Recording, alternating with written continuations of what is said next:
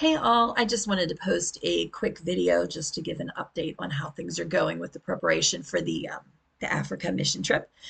This whole video thing is new to me and I don't know, it's just strange. So it's going to take me a little bit to get used to doing things like this and to jump into the 21st century and do it. But I'm getting there slowly but surely. So the purpose of this video is just to give you an update and let you know how things are going.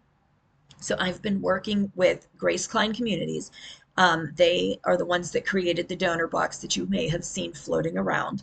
It is donorbox.org/Kelly-Trazo, and that is where all of the donations are going to help support this trip. I'd like to thank everybody that has donated so far. And thank you for sharing the link. And I ask that you continue to share the link so that others can hear about our mission and, hopefully donate to help fund this trip. Um, Grace Klein Communities has been an amazing, amazing partner in this. They're doing the hard work. Like they created the donor box. They booked my flight. Um, they were able to get me a missionary flight, which I didn't even know was a thing.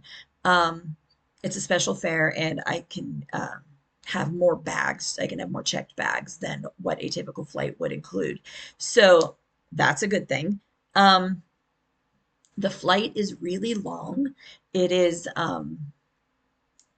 over 24 hours of flying, like each way, and that includes layovers, but it's long flights, and I've never done flights this long, so this is new to me. So if anyone has any tips or tricks for these long international flights, I'm open to suggestion. I'm willing to hear them. I would appreciate it.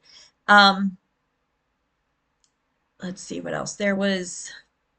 Oh, so for this trip, there's a lot of documentation required. First is a passport, which is typical, and I have had a passport in the past, but I haven't traveled outside of the country for a long time. So mine was expired by a lot. So I had to get a new passport, and it came really quickly. I got it sooner than expected, so that's good. So the passport is done.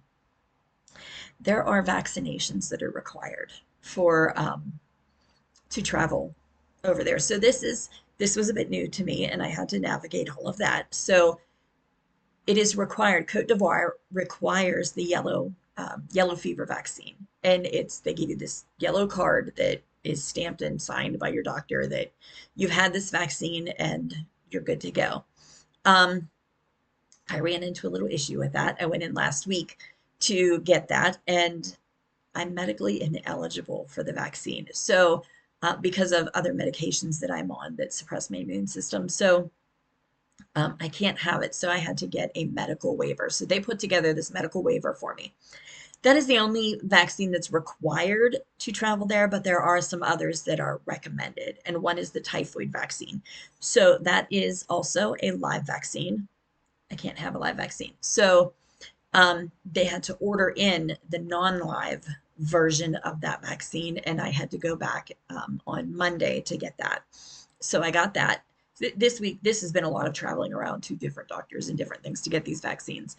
Um, so I've been to the infectious disease doctor twice, once last week, and then on Monday for the typhoid vaccine.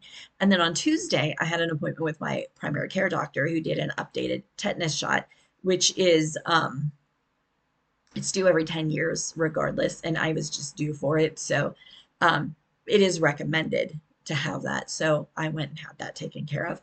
And I also need an updated, or not updated, but I need a hepatitis A vaccine. Um, it's a suggestion for over there. And my doctor suggested I go to a pharmacy to get it because of ordering it in and different things. So I went from the doctor's office to CVS yesterday afternoon, and I got that vaccine. So I have been poked and prodded a lot over the past week, but it's worth it. So that step is finished. All of my travel vaccines are taken care of. I have um, my medical waiver for the yellow fever vaccine to take with me. So that's all good to go. My next step will be to apply for a visa. I was looking at the requirements, and you have to like upload a copy of your passport. You have to upload your plane tickets because they want to make sure that you're leaving and coming home. And then there's this invitation letter that needs to be filled out that Caitlin and Enza will fill out for me over there in Africa because I will be staying with them while I'm there. So there's a whole lot going on in preparation for this. If you're not familiar, this this mission is really cool. So Caitlin and I used to work together years ago, and she had moved to Africa, and she and her husband, she met her husband there. Anyway, they are starting a Christian school in Cote d'Ivoire. It is the Koinonia Mon Community Christian School. That is a mouthful, but it's a great mission. They have a great plan. They have purchased land. They are looking to break ground soon on the actual school building. And in the meantime, it's been a long time. There's a lot involved in all of that, way more than I had realized. They've been back and forth here, fundraising and getting information and doing different things. Um, so while they were here the last time, not this past time, but the time before, they came and spoke at our church, and our churches, support this mission as well. But it's really cool what they're doing, and they got donations and all this stuff. So they had to purchase land, they had to work with an architect, they have to do like all of these things. But you can check out their page. They have a Facebook page for the school. It's Koinonia, Koinonia. It's really cool. But in the meantime, while they're working on getting that all set up, they are doing an English and basketball camp. They did this last year, and it's getting kids in the community involved and getting community involvement that way. Whenever the school does open its doors, people are aware, people know what they're all about, people will potentially send their kids there. Um, Last year's camp was very successful, and they are doing it again this year. It is the whole month of August.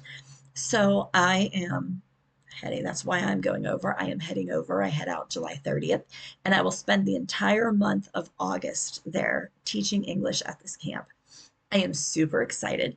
Um, a little nervous. I'm nervous about the travel, but I don't know at this point like what's available, what resources. It's going to be very different than teaching in American schools or in an American program. Um, so there's that, but I'm really excited about this opportunity, and I appreciate all of the help everyone has given so far. And I'll keep you updated throughout this whole process and throughout the mission trip and everything as we go. But I just want to say thank you for all that you're doing, and please share the donor box. Have a great day.